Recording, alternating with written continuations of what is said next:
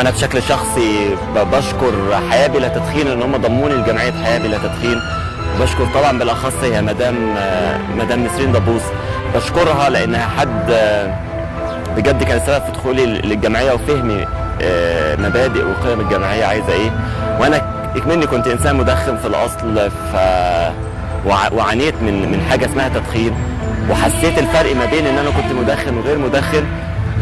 احساس مختلف تماما، يعني احساس وانت صاحي من النوم، احساس وانت دماغك الجمعيه بقى لها 3 سنين.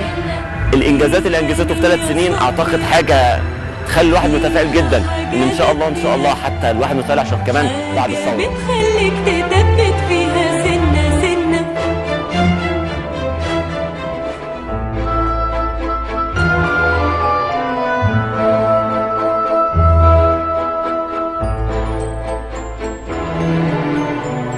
فيها حاجة حلوة، حاجة حلوة منا، حاجة كل ما تزيد زيادة فيها إنك.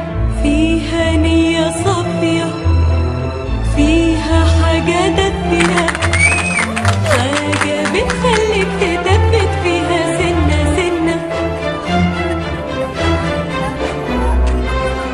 فيها حاجة حلوة، حاجة حلوة منا، حاجة كل ما تزيد زيادة فيها إنك.